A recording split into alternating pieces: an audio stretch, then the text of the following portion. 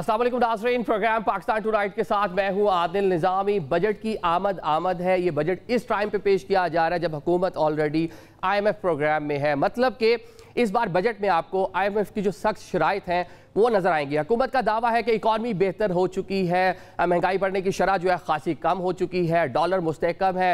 आलमी मार्केट में अगरचे जो पेट्रोलियम मसनूआत हैं उनकी कीमतें कम हुई हैं, लेकिन पाकिस्तान में आम आदमी तक उसका रिलीफ नहीं पहुँच सका। आने वाला बजट कैसा होगा, ये आज का हमारा बुनियादी सवाल है। हमारे साथ मौजूद हैं साबिक वज़ीर आज़म शाहिद खाकान अब्बासी साहब।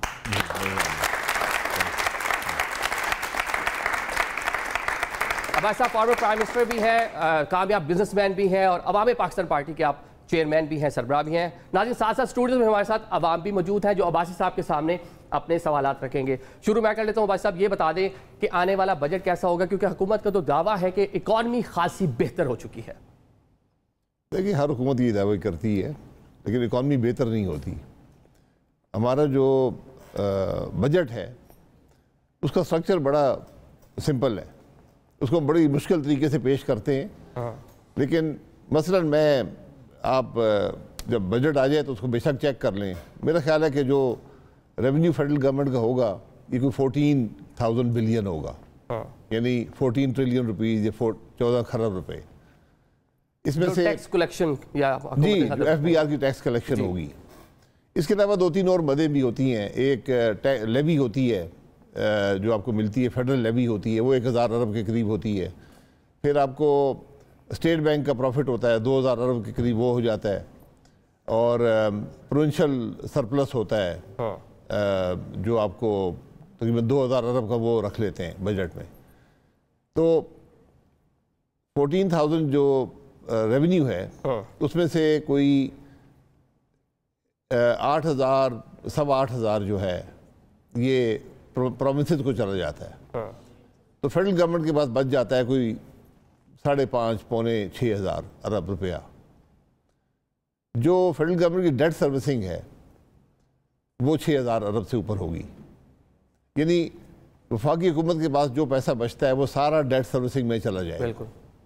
अब आपने डिफेंस भी करना है, आपने हुकूमत भी चलानी है, आपने पेंशन भी देनी है, आपने डेवलपमेंट भी करनी है, आपने ग्रांट्स भी देनी है, सब्सिडीज़ भी देनी है।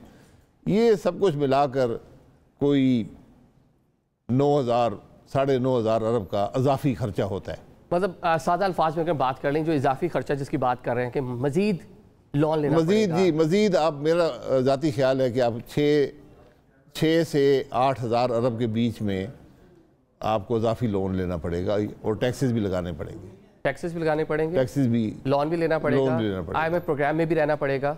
IMF प्रोग्राम में तो आप हैं, वो तो रहना पड़ेगा। नया भी प्रोग्राम आगे चल के लिया जी, नया भी आएगा, वो भी रखना पड़ेगा, क्योंकि आप खुद डिसिप्लिन मेंटेन नहीं कर सकते फाइनेंशियल या फिजिकल, तो आपको IMF प्रोग्राम में रहना पड़ता है। और IMF कोई नई बातें नहीं बताता, वो यही बताता है कि कैसे आपने अपने अखराजात कम करने हैं या अपने आमदन बढ़ानी है। तो पाकिस्तान का इस वक्त जो कुल कर्जा है वो 80-82 हज़ार अरब है, उसमें 6-7 अरब का इजाफा हो जाएगा, 6-7 हज़ार अरब का इजाफा। अच्छा, बस अब ये बताएं कि प्राइम मिनिस्टर ने कहा ये आखिरी प्रोग्राम होगा IMF का, इसके बाद हम IMF के पास नहीं जाएंगे, तो आपको क्या लगता है, मतलब कि वो? जी, अल्लाह करे, मैं दुआ ही कर सकता हूँ। वैसे हर प्राइम मिनिस्टर यही कहता है कि आखिरी प्रोग्राम होगा, इसके बाद नहीं जाना पड़ेगा। देखिए, IMF प्रोग्राम में रहना कोई बुरी बात नहीं है। अगर आप के अंदर खुद डिसिप्लिन हो फाइनेंशियल, तो फिर जाने की ज़रूरत नहीं है। फिर दूसरे जो आप IMF प्रोग्राम में क्यों जाते हैं, ताकि जो मालियाती इदारे आपको कर्जा देते हैं या जिनका कर्जा आपके पास है उनको एक कॉन्फिडेंस हो कि ये मुल्क जो है ये डिसिप्लिन में रहेगा और हमारे कर्जे हमें वापस मिलते रहेंगे, या कम से कम उन पर जो सूद है वो मिलता रहेगा। तो उसके लिए IMF प्रोग्राम में जाते हैं। ये इसको लेंडर ऑफ लास्ट रिजॉर्ट कहते हैं। जब दुनिया में कोई भी आपको पैसे देने को तैयार ना हो तो आप IMF प्रोग्राम में जाते हैं। ठीक है, IMF प्रोग्राम में हम कड़ी शराइत हैं, तो क्या इन हालात में एक ऐसा बजट पेश हो सकता है जो एक आम आदमी के लिए जिसमें उसको रिलीफ मिल सके? नहीं, मैं रिलीफ कहाँ से देंगे? मैंने आपके सामने रख दिया ना कि आप 6,000 से 7,000 अरब इजाफी कर्जा लेंगे अपने खर्चात पूरे करने के लिए। तो अगर आप रिलीफ देना चाहते हैं बिल्कुल दे सकते हैं, उसके लिए इजाफी कर्जा लेना होगा, वो IMF आपको अलाउ नहीं करता। अगर आप पॉलिटिकल गवर्नमेंट्स पे ये बात छोड़ दें तो हम ووٹ حاصل کرنے کے لیے کوئی نہ کوئی 1000-2000 ارب کی ریلیف دے سکتے ہیں، لیکن آئی ایم ایف پروگرام اس کو الاؤ نہیں کرتا، کیونکہ وہ اضافی قرضہ آپ پہ بنے گا، اگلی دفعہ آپ کا انٹرسٹ اور بڑھ جائے گا، تو وہ ایک بڑا ایک ویشیس سرکل ہوتا ہے۔ ٹھیک ہے، as a former prime minister, کامیاب بزنس مین، کیا سجیسٹ کریں گے گورنمنٹ کو کہ کیسے کچھ بجٹ، کیا تجاویز دیں گے کہ اس طرح بجٹ بنا لیں یا اس طرح اس کو خد و خال اس کے ہوں تاکہ ایک عام آدمی کو ریلیف مل سکے؟ نہیں، اب تو کچھ نہیں کر سکتے نا، اب تو وقت جو ہونا تو ہو گیا۔ جی جو ہے یہ آپ نے، جب تک آپ ملک میں فنڈامنٹل ریفارمز نہیں کریں گے، اب آپ یہ دیکھ لیں کہ پورے پاکستان میں جو ہم انکم ٹیکس انڈیویجول سے کلیکٹ کرتے ہیں، یعنی جو جو شخص ہیں، یعنی انڈیویجول سے جو انکم ٹیکس کلیکٹ کرتے ہیں، وہ کوئی 500 ارب کے لگ بھگ ہے، 500-550 ارب ہو گئے اس سال، اور وہ بھی زیادہ سب تنخواہ دار طبقہ دیتا ہے، ان کے پاس چوائس نہیں ہے، ان کی سورس پہ جہاں سے بھی آمدن آ رہی ہوتی ہے وہ کٹ جاتا ہے۔ تو ایک 24 کروڑ کا ملک اگر 550 ارب، یہ 2 ارب ڈالر بنتے ہیں، تو یہ ہماری اس سے بہت بڑی اکانومی سے بہت بڑی ہے۔ اس کا مطلب ہے کہ پاکستان کی اکثریت جو لوگ ہیں وہ انکم ٹیکس ادا نہیں کرتے۔ ٹھیک ہے، آپ یہ ٹیکس کلیکشن کی بات کریں، کچھ فگرز ہیں میرے پاس کہ رواں سال کے 9 ماہ میں 391 ارب جو ہیں یہ تو آپ نے لے لیا تنخواہ دار طبقے سے، ریٹیلر جو ہے وہ 26 ارب دے رہا ہے، جو آپ کا کارپوریٹ سیکٹر ہے وہ 343 ارب روپیہ جو ہے وہ ٹیکس کی مد میں دے رہا ہے 9 ماہ میں۔ میں یہ کہہ رہا ہوں نا، یہ بہت کم ہے۔ اس کی وجہ یہ ہے کہ اکثر لوگ ٹیکس نہیں دیتے اور آپ ان کو ٹیکس کر بھی نہیں سکتے، تو آپ کو ایک نئے طریقے سے ٹیکسیشن کا نظام بنانا پڑے گا، اور اگر آپ ٹیکس لے جائیں گے 40% یا 50% پہ، آج اگر آپ سیلف امپلائڈ ہیں، تنخواہ دار نہیں ہیں، اپنا کام کرتے ہیں، تو آپ کا ٹیکس تقریباً 50% ہے، تو وہ کوئی بھی نہیں دے گا۔ 50% ٹیکس ان ممالک میں ہوتا ہے جہاں وہ ملک آپ کا خیال رکھتا ہے پیدا ہونے سے لے کر مرنے تک، یہ ذمہ داری وہ ملک اٹھاتا ہے، وہ لوگ 50% ٹیکس دیتے ہیں۔ ہمارے ملک میں کوئی حکومت کی فیسلٹیز بہت کم نہ ہونے کے برابر ہیں، اس لیے آپ 50% ٹیکس کلیکٹ نہیں کر سکتے۔ اگر آپ تنخواہ دار ہیں تو 40% تک ٹیکس چلا گیا ہے، تو یہ پاسبل نہیں ہے۔ تو آپ نے اس ٹیکس بیس کو وائڈن کرنا ہے، اس کے لیے آپ کے پاس نظام موجود ہے، لیکن آپ اس کو امپلیمنٹ کرنے کی سخت نہیں رکھتے۔ بنیادی طور پہ آپ کے پاس 113 کروڑ CNIC کارڈ رکھنے والے لوگ موجود ہیں، جن میں NTN میں بھی وہ بھی اس طرح سے شامل نہیں ہے نا، NTN ایک الگ معاملہ ہو گیا۔ جی NTN کیوں رکھا ہوا آپ نے؟ جو CNIC ہے یہ آپ کا ٹیکس نمبر ہے، یہ سب یہ خرابی ہے جو نظام میں آپ نے بدلنی ہے۔ تو اب 13 کروڑ لوگ جو ہیں یہ ووٹ بھی دیتے ہیں اور یہ ذمہ دار شہری ہیں، یہ ملک کے معاملات میں حصہ رکھتے ہیں، تو یہ سب پوٹینشیل ٹیکس پیئرز ہیں۔ 130 ملین پاکستان میں ٹیکس دیتے ہیں 3 ملین لوگ، اس سے بھی کم شاید۔ تو آپ کو نظام ایسا بنانا پڑے گا کہ ہر شہری اپنا حصہ ضرور دے۔ اچھا بھائی صاحب، ہر بجٹ سے پہلے آتا ہے جی ٹیکس نیٹ میں اضافہ کرنا ہے، ڈیجیٹلائزیشن کی طرف جانا ہے، آپ نے اس طرح کی چیزیں ہر بجٹ سے پہلے آ جاتی ہیں، عمل کیوں نہیں ہو پاتا اس کے اوپر؟ تو عمل اس لیے نہیں ہو پاتا کہ اگر آپ عمل کریں گے تو آپ کے یہ ایوان بھی خالی ہو جائیں گے، آپ کے جوڈیشری تقریباً سارے جو جسے اشرافیہ کہتے ہیں اس ملک میں، وہ ٹیکس نہیں دیتے، اس لیے وہ سب اس میں پکڑے جائیں گے، اس لیے یہ نہیں ہوتا۔ یہ بڑی سیدھی سی بات ہے، ورنہ آپ جو قومی اسمبلی کے ممبران، پارلیمنٹ کے ممبران ہوتے ہیں، سینٹ قومی اسمبلی کے، ان کا یہ واحد طبقہ ہے پاکستان میں جس کے ٹیکس ریٹرنز جو ہوتے ہیں پبلک ڈومین میں ہوتے ہیں، یعنی آپ جا کر وہ دیکھ سکتے ہو، وہ شائع ہو جاتے ہیں کہ اس شخص نے کتنا ٹیکس دیا ہے۔ تو میرا نہیں خیال ان میں سے بہت کم لوگ ہیں جو اپنے اخراجات، کیونکہ جب آپ ایک زندگی گزار رہے ہیں تو آپ کے اخراجات ہوتے ہیں، بجلی کا بل ہے، بچوں کی فیس ہے، اخراجات کھانے پینے کے اخراجات ہیں، تو جب آپ کے اخراجات ہوتے ہیں تو آپ کی آمدن بھی ہونی چاہیے، ورنہ اس کے بغیر تو اخراجات نہیں ہو سکتے نا۔ جب آمدن ہوتی ہے تو اس میں ایک حصے دار ہے، اس کا نام حکومت پاکستان ہے۔ تو میرا نہیں خیال کہ پارلیمان کے اندر اور دیگر بھی تمام جو ملکی ادارے ہیں اس کے اندر جو لوگ ہیں، جو شرافیہ اس ملک کی ہے، وہ اپنی لائف سٹائل کو جسٹیفائی کر سکتی ہے۔ چلے کچھ آڈینس سے سوالات لیتے ہیں، کیا پوچھیں گے جی؟ سر، بطور وزیر اعظم آپ کا کون سا ایسا فیصلہ ہے جس پہ آپ کو فخر ہے اور کون سا ایسا فیصلہ ہے جس پہ آپ کو پچھتاوا ہے؟ دیکھیں، وزیر اعظم کوئی بادشاہ نہیں ہوتا جو فیصلے کرتا ہے، وزیراعظم حکومت کا نظام یہ ہوتا ہے کہ منسٹری سمری بناتی ہیں, ایشو ہوتا ہے, ڈسکس کیا جاتا ہے, منسٹری اس کا حل نکالتی ہے, سمری بنا کر لاتی ہے, کابینہ میں ڈسکس ہوتا ہے, پہلے پی ایم کے پاس آتا ہے, وہ اس کو دیکھتا ہے, پھر کابینہ میں جاتا ہے, وہ ڈسکس ہوتا ہے اور فیصلہ ہو جاتا ہے. تو یہ آپ کا کام ہی فیصلے کرنا ہوتا ہے. ملک کے مسائل آتے ہیں, فیصلہ کرتے ہیں, آگے چلتے ہیں. تو جو حکومتیں فیصلہ نہ کر پائیں, تو ہم نے الحمدللہ میں کم از کم یہ کہہ سکتا ہوں کہ ہم نے فیصلے کیے, ان میں سے کئی سے غلط ثابت ہوئے, کچھ صحیح ثابت ہوئے, لیکن ہم آگے چلتے رہے. اور جس دن وہ حکومت ختم ہوئی اس دن کوئی بھی ایک سمری بھی پی ایم آفس میں نہیں تھی, حکومت کے پاس نہیں تھی. جو ہمارے پاس ایشوز آئے تھے ان سب کا فیصلہ ہو گیا. فاٹا کا جو تھا ایملگمیشن تھی, اس کا جو انضمام تھا ملک کے نظام میں, وہ ایک مشکل کام تھا کیونکہ اس میں ہر جماعت آپ کے ساتھ اس کو ہونا پڑتا تھا. تو وہ کامیابی سے ہو گیا سب جماعتوں کی محنت سے. اور اس کے بعد ہم نے ٹیکس کے نظام میں بنیادی تبدیلی کی. ہم نے ٹیکس کے اندر 3 سلیبز بنا دیے. 1 لاکھ تک آپ کا ٹیکس آپ کو نہیں لگتا تھا, 1 لاکھ روپیہ فی مہینہ, یعنی 12 لاکھ کی آمدن سال میں ہو تو آپ پہ کوئی ٹیکس نہیں ہے اس سے نیچے. اور اس کے بعد 5% ٹیکس تھا, 10% تھا اور 15% تھا. میکسیمم پاکستان میں ٹیکس 15% کر دیا گیا تھا. اور اس کو, اور یہ 2 مہینے یہ لاگو بھی رہا. ہم نے فائنانس بل پاس کر کے, یعنی بجٹ ہم نے پاس کیا, اس میں یہ شامل کیا. اور 2 مہینے جولائی اور اگست 2018 میں اگر آپ اس وقت تھے, نوکری کر رہے تھے, تو آپ چیک کر لیں, آپ کا ٹیکس 5, 10 اور 15%. یہ ابتدا تھی ملک میں ٹیکس ریفارم کی, لیکن اس کو انڈو کر دیا گیا.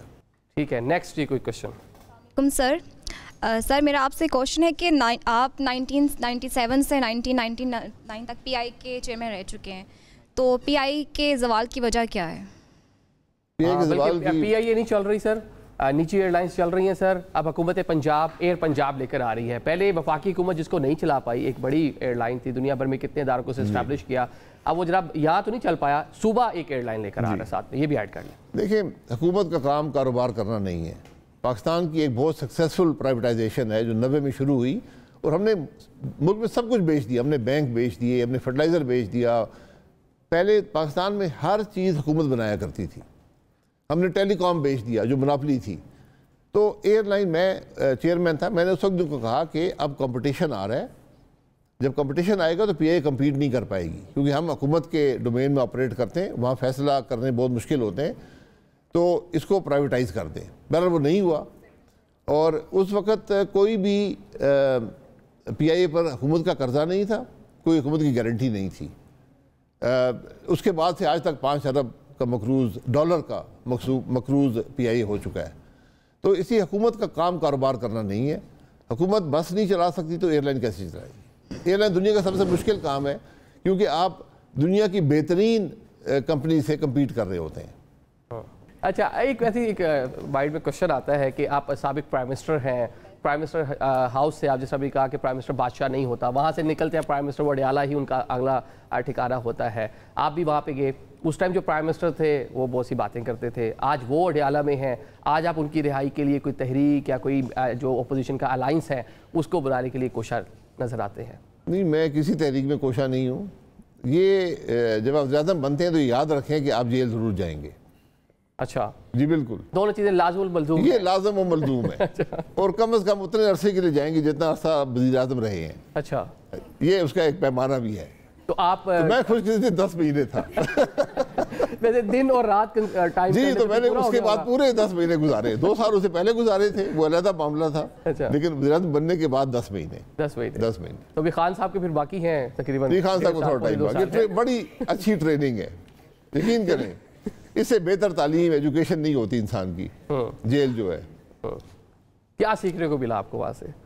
آپ کو سوچنے کا موقع ملتا ہے, یہ سوچنے کا کہ میں نے زندگی میں کیا کیا, صحیح کیا, غلط کیا, میں آگے کیا کروں گا. پڑھنے کا موقع ملتا ہے. وہ آپ بالکل آپ کی زندگی جو ہے, اور عام طور پہ جو وزیر اعظم وغیرہ ہوتے ہیں آپ قید تنہائی میں ہوتے ہیں, آپ کے ساتھ کوئی اور نہیں ہوتا. تو اس لیے پورا دن آپ سوچ لیں, ایک کمرے میں آپ بیٹھے ہیں. مطلب آپ نے وہیں پہ سوچا کہ پاکستان مسلم لیگ نون کو چھوڑنا ہے, نئی سیاسی جماعت بنانی ہے؟ نہیں, یہ بات میں کبھی سوچی بھی نہیں تھی, لیکن اس سے اپنی زندگی دیکھتا ہے میں نے کیا زندگی میں کیا, جسے ریفلیکشن کہتے ہیں. ریفلیکشن بڑی امپورٹنٹ ہوتی ہے زندگی میں, ہمیں عام طور پہ موقع نہیں ملتا. پھر آپ کو پتہ چل جاتا ہے آپ کے دوست کون سے ہیں, دشمن کون سے ہیں, یہ سب باتوں کو پتہ چل جاتا ہے. نیکسٹ کوئی کوشچن. السلام علیکم سر. پاک انڈیا جنگ میں پاکستان کی کامیابی کو کیسے دیکھتے ہیں سر؟ دیکھیں, پاک انڈیا جنگ جو ہم نے بہت سی جنگیں لڑی ہیں اور ہم نے ہمیشہ ان کا مقابلہ کر لیا ہے, سوائے 71 میں ایسے حالات تھے اور وہ حالات پولیٹیکل تھے. فوج وہاں بھی بڑی جوامردی سے لڑی. اس دفعہ جو معاملہ ہے اس کو ذرا آپ کو انالائز کرنا پڑے گا کہ ہوا کیا ہے, کیونکہ پاک فضائیہ ہمیشہ سے ایک ایسا ادارہ رہا ہے جس نے ہمیشہ فضائی برتری پاکستان میں برقرار رکھی ہے. 71 کی جنگ میں بھی جو مغربی محاذ تھا اس پہ فضائی برتری ہمارے پاس تھی, یہ برابر کا مقابلہ تھا. ہندوستان کو بہت زوم تھا کہ ان کے پاس نئے طیارے آ گئے ہیں, ان کے نئے سسٹمز آ گئے ہیں اور وہ شاید فضائی برتری حاصل کر لیں گے, اور انہوں نے جہاز ہی استعمال کیے جارحیت کے لیے. انہوں نے ایک بہانہ بنایا کہ پہلگام میں کوئی لوگ ملوث ہیں اور ہم ان کو پر حملہ کریں گے, اور انہوں نے جہازوں نے حملہ کیا, اور وہ حملہ اب نوعیت بدل گئی ہے. وہ جہاز ان کی سرحد کے اندر ہی تھے اور کئی کلومیٹر, شاید 30, 40, 50 کلومیٹر پیچھے تھے, اور وہاں سے انہوں نے جو اسٹینڈ آف ویپنز ہوتے ہیں ان سے انہوں نے حملہ کیا, اور یہاں پر انہوں نے حملہ مدارس اور مسجدوں پر کیا. یہ بھی آپ ذرا سوچ لیں کہ کیا سوچ ہے اس ملک کے اندر.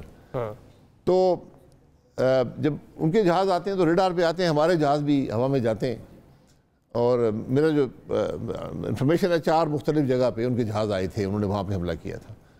تو ان کے بھی جہاز آئے, ہمارے جہاز بھی گئے. جو بتایا جاتا ہے کہ 72 جہاز ان کے تھے, 42 ہمارے تھے. ان کے 6 جہاز گرے ہیں, اس میں کافی حد تک تصدیق ہو چکی ہے. لیکن اصل سوال یہ ہے کہ ان کے بھی 72 جہاز تھے, ہر جہاز میں کم از کم 2 ایئر ٹو ایئر میزائل لگے ہوئے تھے اور لیٹسٹ جہاز تھے, لیکن انہوں نے ایک بھی میزائل نہیں مار سکے. یہ اصل میں کامیابی ہے, اس کا آپ نے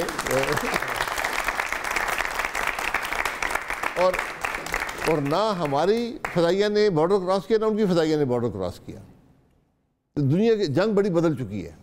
اس جنگ کو انڈیا مینیج نہیں کر پایا, اور اس کے بعد میزائل بھی انہوں نے مارے, ہم نے بھی مارے, ڈرون سے حملے بھی ہوئے.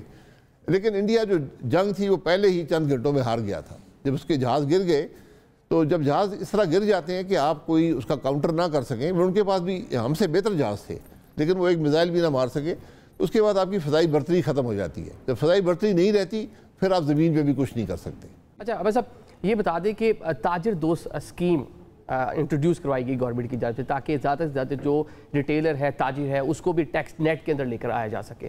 وہ بھی کامیاب نہیں ہو پاتی. تو اس طرح کی اسکیمیں آتی ہیں بجٹ سے پہلے, پھر ہمیں یاد آ جاتا ہے, ہر بار وہی چیزیں ہم رپیٹ کر رہے ہوتے ہیں.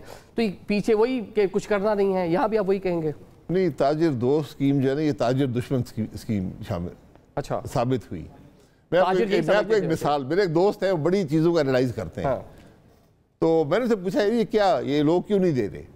اس نے کہا جی میں کراچی میں رہتے بال کٹواتا ہوں, تو میرا جو ہیئر ڈریسر ہے وہ تقریباً 350 روپے لیتا ہے, اور آپ سے پوچھتا ہے چائے پیئیں گے کافی پیئیں گے, یہ بھی پوچھتا ہے. یعنی وہ آپ پہ 30-40 روپے اس چائے کو خرچ کرنے کو تیار ہے ایک کسٹمر پر, ایک کسٹمر سے, لیکن وہ دن کا 100 روپے حکومت کو دینے کو تیار نہیں ہے. اعتبار نہیں ہے حکومت پہ, اعتبار نہیں ہے. اعتبار سے زیادہ یہ ہے کہ جب حکومت آپ کی زندگی میں شامل ہو جائے گی تو FBR کا بندہ آ جائے گا, پھر وہ کہے گا یار تمہارا اتنا ٹیکس بنتا ہے, پیسے نکالو, ٹھیک ہے, یا میں بھیج رہا ہوں 2 آدمی کے بال کاٹ دینا. اس کے سب تو حکومت جب تک اپنی اس کورسو پاور کو ختم نہیں کرے گی, ٹیکنالوجی کو استعمال نہیں کرے گی, ایک فیئر میتھڈ, ابھی جو نظام بنا ہے آپ کا کاروبار کا نظام تباہ ہو جائے گا. آپ پہ ٹیکس کا آپ کو نوٹس آ جاتا ہے, وہ خربوں میں ہوتا ہے, اربوں اور خربوں میں ہوتا ہے. اب آپ اس کا کیس لڑتے ہیں, پھر وہ آپ کو ریلیف مل جاتی ہے, کئی سال گزر جاتے ہیں. تو اب یہ ہے کہ وہ نہ کورٹ آپ کی سنتا ہے اور نہ ہی آپ کسی کو وہ کہتے ہیں جی ٹھیک ہے اتنے اس کا 1/3 جمع کرا دیں, 1/4 جمع کرا دیں, پھر آگے کیس چلتا رہے گا. وہ ایک ٹرسٹ ڈیفیسٹ ہے, اور جو انلیگل بیچ میں چیزیں شروع ہو جاتی ہیں وہ ایک بڑی ریزن ہے ٹیکس کلیکشن میں. جو انلیگل کلیکشن ہے, جو نظام ہے, اس کی ناکامی جو ہے اس سے لوگ خائف ہیں. اور پھر جب آپ اس قسم کی ٹیکسیشن رکھیں گے, آج کمپنیز پہ 52% ٹیکسیشن ہے, تو 52% پھر ہر آدمی چوری کرنے کی کوشش کرے گا. جب چوری وہ کرے گا تو پھر جو ٹیکس کلیکٹ کرنے والوں کو موقع مل جائے گا. تو اگر آپ یہ دیکھیں کہ آپ کلیکٹ کیا کر رہے ہیں, جو آپ نے نظام بنایا ہوا ہے, پھر آپ اس کو درست کریں گے تو پھر معاملہ آگے چلے گا. ٹھیک ہے, نیکسٹ کوئی کوشچن. السلام علیکم سر, اگر ہم ابھی موجودہ حالات کو دیکھیں تو آپ کے حساب سے کون سا بگیسٹ ہرڈل ہے پاکستان کی اکانومی میں؟ کیا وہ اسٹیٹ اونڈ انٹرپرائزز ہے, یا انرجی سیکٹر ہے, یا کارپوریٹ سیکٹر ہیں؟ دیکھیں, جو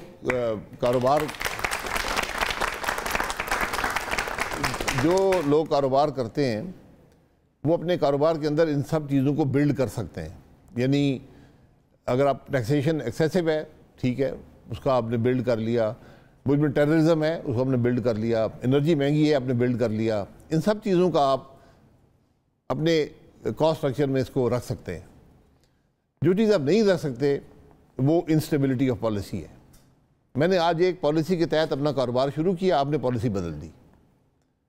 اور اس ساری بات کے پیچھے ملک میں جو رول آف لا نہیں ہے. رول آف لا پہلی بات ہے. انویسٹر سب سے پہلے رول آف لا کو دیکھتا ہے کہ اس ملک میں رول آف لا ہے یا نہیں ہے, اس کے بعد وہ فیصلہ کرتا ہے. تو جب آپ کے ملک کے اندر سیاسی انتشار ہوگا تو آپ کے ملک میں رول آف لا نہیں ہوگا. یہ سب سے بڑی خرابی. یہ بات ہمیں سمجھ نہیں آتی کہ لوگ کہتے ہیں یار آئین کا کیا تعلق ہے, میں تو کاروبار کر رہا ہوں. بھئی آئین کا بہت بڑا تعلق ہے کہ جب تک ملک کے اندر قانون کی بالادستی نہیں ہوگی, قانون کی حکمرانی نہیں ہوگی, کاروبار نہیں ہوگا, اکانومی گرو نہیں کرے گی. یہ بات ہمیں سمجھنے کی ہے. ٹھیک ہے, دنیا میں جو جدت ہم دیکھ رہے ہیں ساری یہی رول آف لا کی وجہ سے ہے. دنیا جس طرح ترقی کر رہی ہے. چلیں ایک بریک لیتے ہیں, بریک کے بعد ہمارے ساتھ موجود ہوگے مزید ان کے سامنے سوالات رکھیں گے.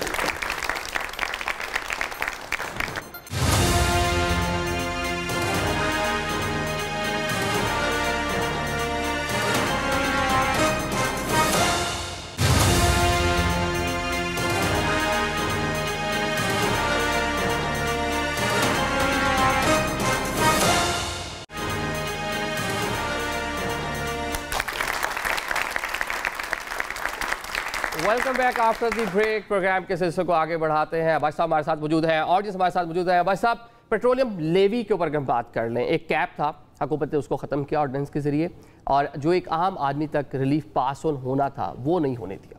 یہ ہے اس وقت IMF کی طرف سے کیا گیا ہے.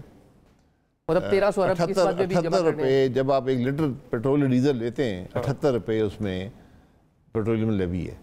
یعنی وہ سیدھا فیڈرل گورنمنٹ, یہ لیوی جو ہوتی ہے فیڈرل گورنمنٹ کے پاس رہتی ہے, یہ پرومسز کی شیئر میں نہیں آتی.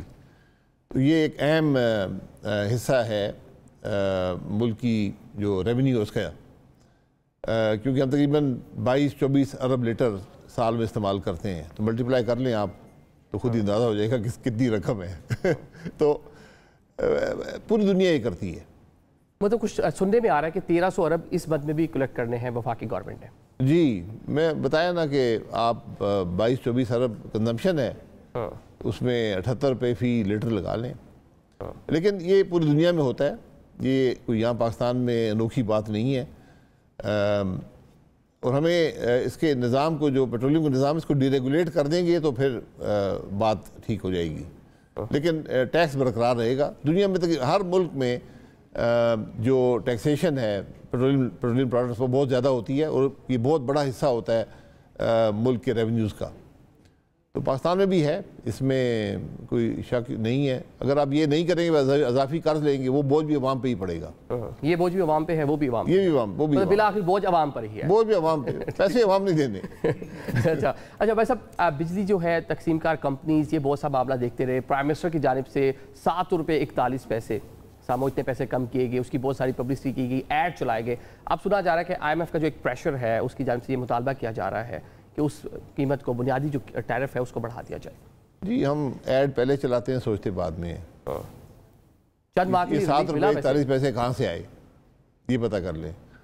آپ کو بجلی کا نظام ہے, اس کو سمجھنے کی ضرورت ہے, اس میں خرابی ہے کیا.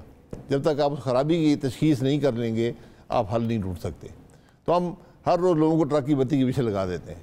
کبھی کہتے ہیں سارے IPP جو تھے یہ کھا گئے, پھر کہتے ہیں پتہ نہیں یہ فلانا جو تھا کمپنی اس نے یہ کر دیا.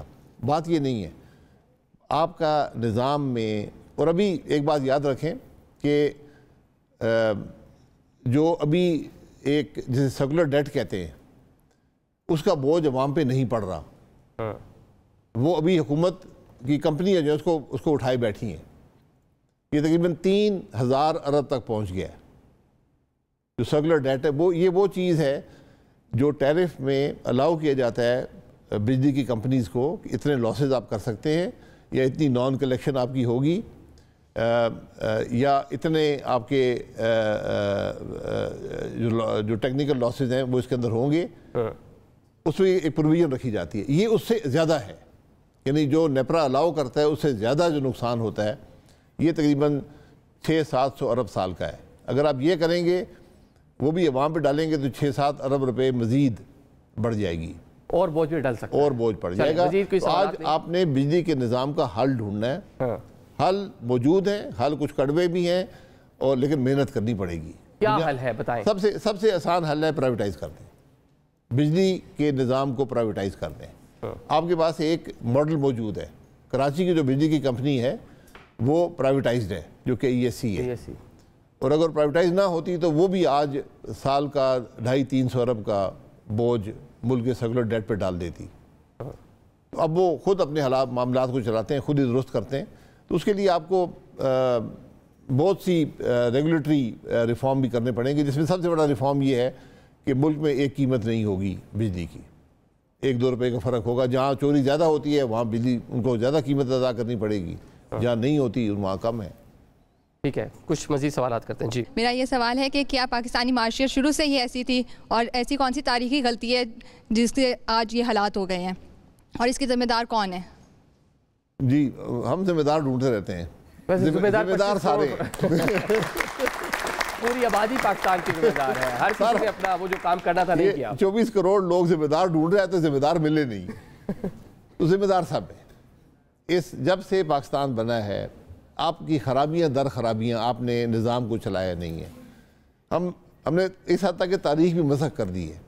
ہم آج تک یہ نہیں, آپ کو کسی کو پتہ ہے کہ پاکستان کے پہلے 23 سال میں الیکشن ہی نہیں ہوا, 26 سال تک آئین ہی نہیں بنا. تو جس ملک میں آئین نہ ہو, الیکشن نہ ہو تو کیسے چلے گا؟ معیشت کی خرابی اس کو بھی آپ دیکھ لیں. جب حکومتیں نہیں چلیں گی پولیٹیکل, میں نے آپ کو پہلے کہا کہ سیاسی انتشار ہوگا, رول آف لا نہیں ہوگا, قانون کی پرواہ نہیں ہوگی, آئین کی پرواہ نہیں ہوگی, تو پھر ملک کی معیشت نہیں چلتی. پھر آپ جو مرضی کرتے رہیں. 85 کے بعد یک کے بعد دیگر حکومتیں ٹوٹتی رہیں, اور کیسے پالیسی کون سی آتی.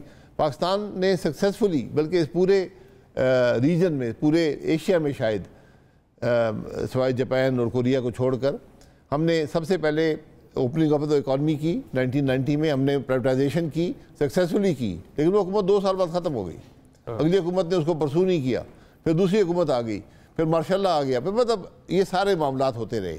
تو جب تک سٹیبلٹی آف پالیسی نہیں ہوگی معاملہ آگے نہیں چلتا. تو پولیٹیکل سٹیبلٹی جو ہے بہت ضروری ہے, اگر اس کے بغیر نہیں بات. ٹھیک ہے, مزید کوئی سوالات؟ جی, لیجسلیٹرز ہم سلیکٹ کرتے ہیں, مطلب ان مینس کہ جو ہم چوز کر لیتے ہیں بائی ووٹنگ, تھرو ووٹنگ ہم پارلیمنٹ بیچتے ہیں.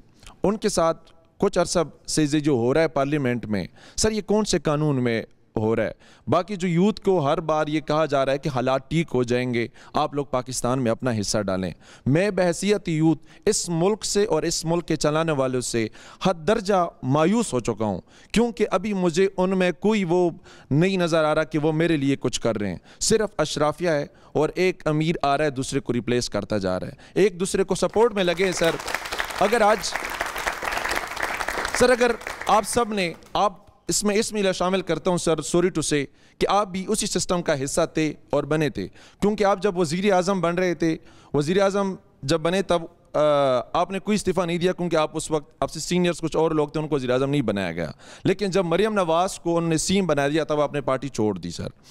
اس کے علاوہ باقی جتنے بھی ہیں سر, ابھی جو تنخواہ ان کی بڑھ گئی اس میں سارے ایک نظر آ رہے ہیں. لیکن میرے لیے کیا ہے کہ آپ لوگ جو یوتھ ہے 15 کروڑ جو پاکستان اس سے بلیسڈ ہے, اس کے لیے ان اشرافیہ نے یا ان جو لیجٹیمیٹرز ہیں جو ان کو ہم بیچ رہے ہیں کہ جو ہمارے لیے قانون بنائیں گے وہ کریں گے, وہ کیا کوئی ایسے اقدامات؟ چلے, سب سے پہلے آپ نے گھبرانا نہیں ہے, آپ نے مایوس نہیں ہونا, آپ نے پریشان نہیں ہونا. جی بھائی صاحب جواب دیجیے گا. جی دیکھیں, جو آپ نے بات کی ہے نا, یہ پاکستان کا ہر نوجوان کر رہا ہے, وہ مایوس ہے, لیکن وہ مس گائیڈڈ بھی ہے. اس کو حقائق کا علم نہیں ہے کہ پاکستان کیا تھا, کہاں پر پہنچا ہے, کیسے پہنچا ہے, اس کو کیا کرنا چاہیے. آج کسی سیاسی جماعت کے پاس حل نہیں ہے, نہ صلاحیت ہے, نہ سوچ ہے, نہ فکر ہے. ان ذات کو چھوڑ دیں. آپ نے مجھ سے دو تین ذاتی سوال کر دیے, وہ حقیقت مبنی نہیں ہے. میں نے جب وزیر اعظم میری جماعت تھی, میں سب سے سینئر آدمی تھا, 186 MNA تھے, مجھے انہوں نے کہا کہ آپ بنے, میں نے نہ کر دی تھی. میرے جو طریقہ تھا مجھے سے اختلاف تھا. میں نے زندگی میں کبھی نہ عہدہ مانگا ہے, نہ کسی عہدے کی خواہش کی ہے. ایک اصول کے ساتھ ہم چلتے تھے, اس کا نام تھا ووٹ کو عزت دو, یعنی آئین کی بالادستی. جب میری جماعت نے وہ چھوڑ دی تو میں جماعت کے ساتھ نہیں چل سکتا تھا. میرا کسی کے اور عہدے سے تعلق نہیں ہے. میں نے زندگی میں کوئی پارٹی کا عہدہ نہیں رکھا تھا.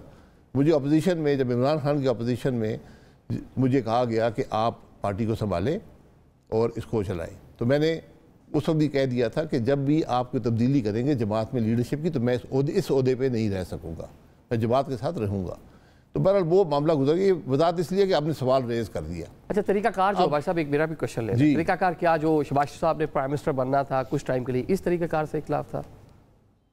جی, وہ فیصلہ یہ تھا کہ شہباز صاحب وزیر اعظم بنیں گے اور جب تک وہ آتے ہیں تو میں بنوں گا. میں نے کہا جی یہ طریقہ درست نہیں ہے. میں نے کہا 186 MNA ہمیں سے کوئی بننا چاہیے.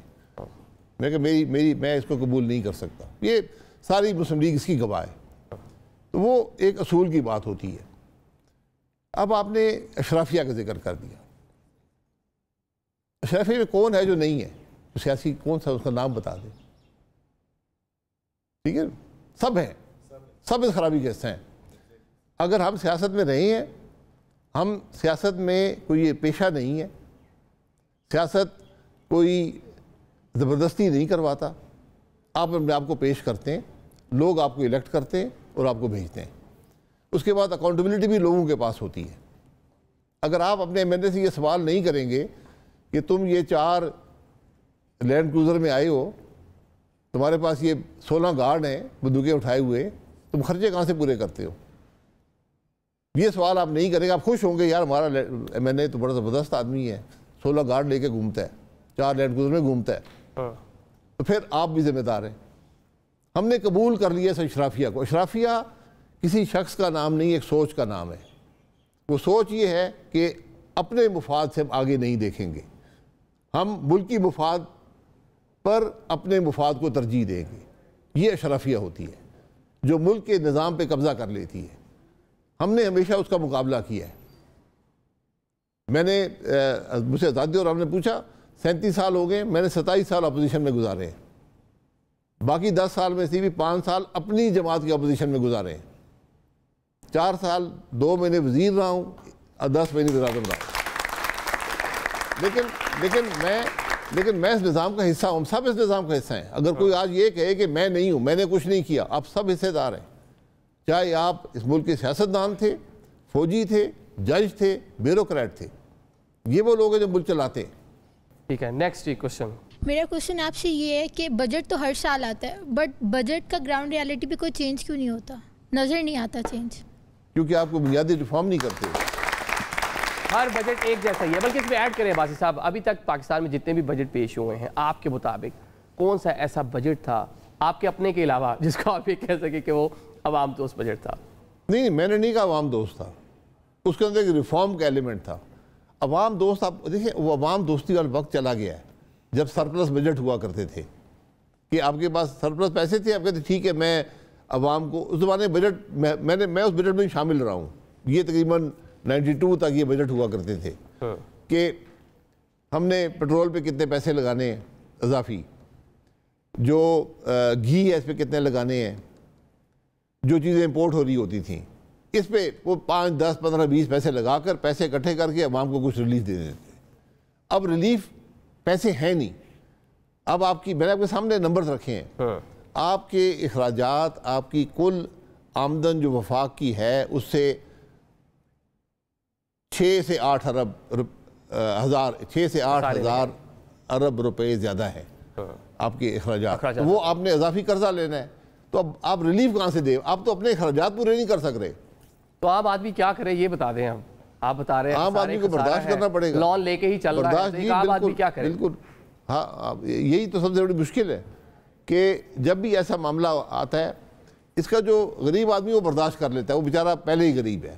42% پاکستانی سطح غربت سے نیچے ہیں. جو امیر ہے اس کو اتنا فرق نہیں پڑتا. یہ ہمیشہ جو middle class, upper middle class, یہ سکویز ہوتی ہے.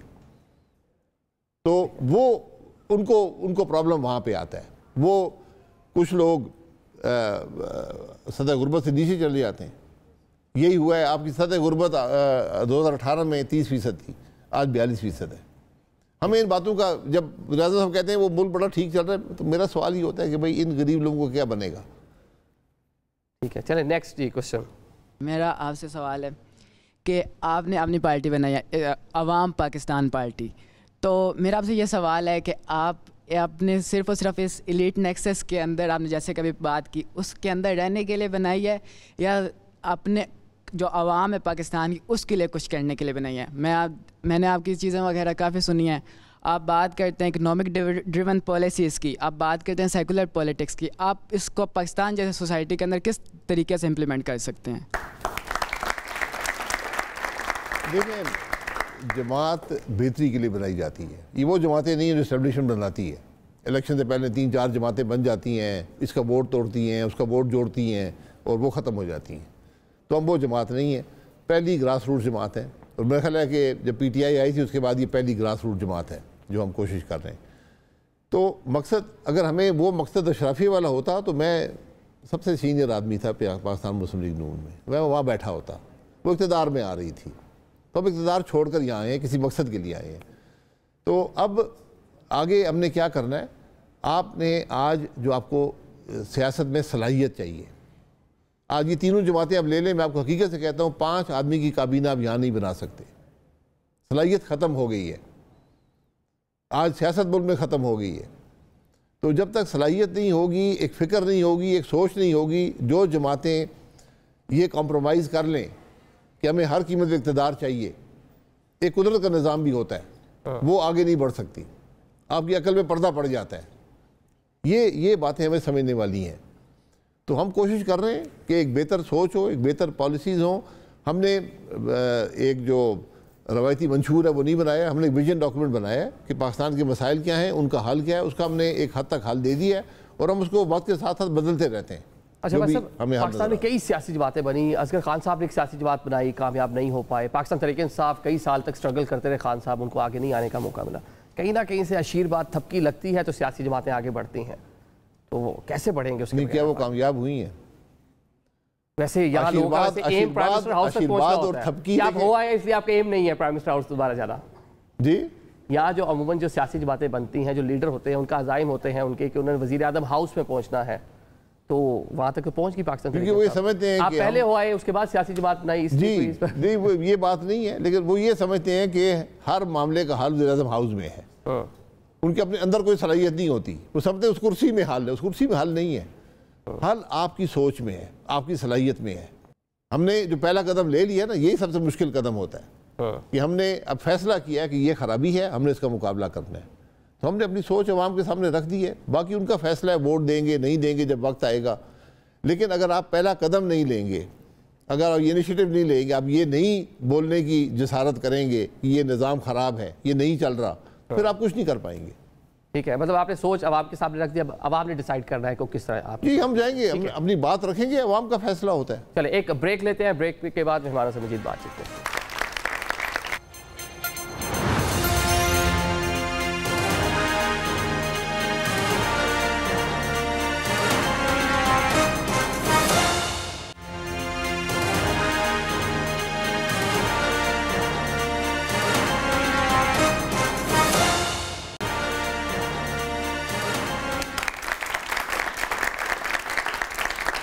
Welcome back after the break. Programme کے سلسلے کو آگے بڑھاتے ہیں. بھائی صاحب ہمارے ساتھ موجود ہیں, اسلام آباد اسٹوڈیو میں آڈینس ہمارے ساتھ ہیں. بھائی صاحب آپ نے اپوزیشن الائنس بنانے کے لیے چند ہفتے پہلے, چند ماہ پہلے خاصے متحرک رہے, کیوں نہیں بنا پائے؟ نہیں, میں اپوزیشن الائنس کے لیے متحرک نہیں تھا. میری یہ سوچ تھی کہ جو اپوزیشن کی جماعتیں ہیں ان کے اندر ملک کے مسائل پر مطابقت ہو ان کی سوچ کے اندر.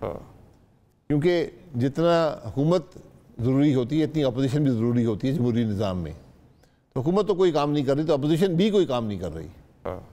اس لیے ہماری یہ سوچ تھی کہ کم از کم ان کو جو بنیادی نقطے ہیں، ان کے اپنے اس میں اختلافات بھی ہیں، تحفظات بھی ہیں، تو جو ان کے بنیادی بات ہے کہ آئین کی بالادستی ہو، قانون کی حکمرانی ہو، اس پر ان کو اکٹھا کریں. ہم نے سیمینار کیا اور یہ کوشش تھی کہ آگے بڑھا جائے، تو ابھی اس پر کوشش کر رہے ہیں. ایک ایجنڈا اس میں یہ بھی دکھائی دے رہا ہے جو اپوزیشن پارٹیز تھیں، عمران خان صاحب کو باہر لے کر آنا، رول آف لا، یہ بہت سی باتیں جو معاملات ہیں جس کی تحریک کو چلا رہے تھے، تو آپ کہہ رہے ہیں اس کا پارٹ نہیں تھے اس طرح سے، تو ایک ایجنڈے پہ اکٹھے ہو کیوں نہیں پائے؟ دیکھیں الائنس نہیں تھا نا یہ میڈیا نے کہا یہ الائنس بن رہا ہے. میں نے کئی دفعہ کہا کہ الائنس کوئی نہیں بن رہا، نہ یہ پولیٹیکل الائنس ہے نہ یہ الیکٹورل الائنس ہے. یہ صرف اپوزیشن کی جماعتوں کو اکٹھا کر رہے ہیں کہ ان کی سوچ ایک ہو، اور کسی بھی پارٹی یا کسی بھی گروپ کی یہ سوچ نہیں ہو سکتی کہ فلانا آدمی جیل سے باہر آ جائے. جیل میں ہم سب گئے، یہ سیاست کا حصہ ہوتا ہے، اور سیاستدان ہمیشہ زیادہ مضبوط ہو کے جیل سے نکلتا ہے، ذاتی طور پر بھی اور اجتماعی طور پر بھی. تو کوشش یہ تھی کہ کم از کم یہ اپوزیشن جو ہے یہ ملک کی بات کر سکے، پارلیمنٹ کے اندر بھی مسائل کی بات کرے، حل کی بات کرے، پارلیمنٹ سے باہر بھی کرے. اور آج ایک فرق ہے ماضی کی اپوزیشن میں اور آج کی اپوزیشن میں. آج اپوزیشن کے پاس حکومت ہے، آج ہر جماعت کے پاس حکومت ہے، تو حکومت چلائیں، پاکستان کے عوام کو دکھائیں کہ دیکھیں یہ ہمارا ماڈل ہے، یہ بہترین حکومت ہم چلا رہے ہیں، یہ باقی تو سب ناکام ہیں. تو اپوزیشن اپنا کام کرے. سڑکوں پر پھرنا سیاست کا حصہ ہوتا ہے، جلسہ کرنا، جلوس کرنا، لیکن یہ مکمل حل نہیں ہے، یہ بہت چھوٹا حصہ ہے اس کا. آپ اپنی صلاحیت کو بنائیں، ملک کے مسائل کی بات کریں، تاکہ کیونکہ ہمیشہ یہ کہا جاتا ہے کہ آج کی جو اپوزیشن ہے وہ کل کی حکومت ہوتی ہے، تو اس کی تیاری کریں. یہ نیکسٹ سوال لیتے ہیں. جی، آپ نے جیل میں بہت سا وقت گزارا ہے، کیا آپ کو نہیں لگتا ہے کہ سیاسی مقدمات کے رواج کو ختم ہو جانا چاہیے؟ آپ بھی جیل میں گئے ہیں، کئی وزراء اعظم گئے ہیں، کئی وزراء گئے ہیں، یہ پولیٹیکل وکٹمائزیشن ہے پاکستان میں، ختم نہیں ہو جانی؟ جی ختم، یہ غیر قانونی ہے. میں وہی رول آف لا کی بات کرتا ہوں نا. آپ کسی پہ جھوٹے مقدمے نہیں بنا سکتے. آپ جب ریاست ہی جھوٹے مقدمے بنانے شروع کر دے تو ایک عام آدمی کیا کرے گا؟ یہ آپ کی وہ ساری فنڈامنٹل رائٹس کی وائلیشن ہے. آپ جھوٹے مقدمے بناتے ہیں، جیلوں میں ڈالتے ہیں، بعد میں کہتے ہیں. میں نے 17 سال عدالتوں میں گزارے ہیں، اور میں نے اسے کہتا رہا، میں کہا یار کوئی یہاں پر کوئی گواہ لے آؤ، کوئی کیس تو چلاؤ، تم کر کیا رہے ہو؟ نہیں بس وہ جی ہم نے کیس بن گیا، اوپر سے حکم ہے. تو میں نے کہا یار وہ بھائی آنی تو ختم ہو گئی تھی، تو آپ کو کس کا حکم ہے جو آپ سے غیر قانونی کام کروا رہا ہے؟ تو ہم جب تک آئین کی بالادستی، قانون کی حکمرانی نہیں تسلیم کریں گے، ہم یہ غلطیاں دہراتے رہیں گے. بلکہ آپ نے تو یہ بھی کہا کہ ٹائم لگے گا ان کو سمجھانے میں، LNG پورے معاملات 90 دن کا ایک ساتھ ہی ریمانڈ. جی میں نے کہا 90 دن کا آپ کا بنتا ہے، 90 دن کا ریمانڈ لیں. ٹھیک ہے. اب صاحب ہم گورنمنٹ کی بات کر رہے ہیں، کیا فورسی کر رہے ہیں کہ یہ حکومت شہباز شریف صاحب 5 سال مکمل کر پائیں گے؟ سر یہ 5 سال کریں، 50 سال کریں، یہ ایک پیسے کا کام نہیں کر سکتے. کیوں؟ کیونکہ ان کے پاس عوام کا مینڈیٹ نہیں ہے، ان کے اندر وہ صلاحیت نہیں ہے، وہ سوچ نہیں ہے کہ وہ فیصلے کر سکیں اور اس ملک کو آگے بڑھا سکیں. اور سیاسی انتشار کو جب تک ختم نہیں ہوگا حکومتیں نہیں چلیں گی. اس لیے ٹائم پاس کرنا حکومت کی کامیابی نہیں ہوتی. جی ہم دیکھتے ہیں کہ میڈیا پہ رپورٹ ہو رہا ہوتا ہے کہ خان صاحب کو کھانے میں دیسی مرغی ملتی ہے اور بہت کچھ، تو اس میں کوئی تصدیق ہے، حقیقت ہے؟ کیا ملتا ہے؟ دیسی مرغی. وہ کہہ رہی ہے آپ بھی سابق وزیر اعظم رہے ہیں، ابھی بتایا جاتا ہے خان صاحب کو دیسی مرغی ایک بڑا مینیو ہوتا ہے وہاں پہ جو ان کو ملتا ہے، آپ کو بھی ساری سہولیات تھیں اور ملتی ہیں واقعی چیزیں جیل میں؟ نہیں، وہ جو عدالت الاؤ کرے، ہمیں تو مختلف وقت میں مختلف، کبھی جیل کا کھانا بھی ملتا رہا، کبھی ہم گھر سے منگا سکتے تھے، کبھی وہیں پکانے کی اجازت ہوتی تھی. وہ دیکھیں یہ آپ نے جیل میں ڈال دیا، مقدمہ ہے نہیں، ٹھیک ہے، آپ جھوٹے مقدمے بنا کر لوگوں کو کنوٹ کراتے ہیں، پھر ان کو آپ یہ سزا کیوں دینا چاہتے ہیں کہ آپ کھانا بھی نہ کھا سکیں، آپ یہ بھی نہ کر سکیں؟ تو یہ چیزیں بہرحال سب کرتے رہے ہیں، یہ چلتا رہتا ہے، کوئی ایسی وہاں پر قیامت نہیں آ جاتی. آپ کے لیے اعلانات ہوئے تھے AC بند ہونے کے، ہوا نہیں تھا؟ جی آپ کا AC بند کرنے کا اعلان ہوا تھا؟ AC تھا ہی نہیں کبھی. وہ امریکہ میں اعلان ہوا تھا جا کر کے AC بند ہوں گے. نہیں، انہوں نے کہا تھا کہ ہم نے اس کو ایک اور وکٹ گرا دیا، اندر کر دیا. اچھا، میرا نام لے کر، بہرحال وہ ان کے مسائل تھے، میرا اس سے کوئی تعلق نہیں ہے. جی جو ہے بجٹ اور آپ کی اکنامک ڈریون پولیٹکس پالیسیز وغیرہ جو ہیں ابھی ڈسکس ہو گئی ہیں، لیکن یہ تو بعد کی بات ہے क्योंकि पहले तो है पावर, आप जो है पावर कैसे गेन करेंगे, क्योंकि सॉरी टू से कोई उस तरह का वोट बैंक या आपकी इंगेजमेंट वैसी नज़र नहीं आ रही, क्योंकि 40-50% से ऊपर PTI ले के जो है वो कुछ नहीं कर पाई।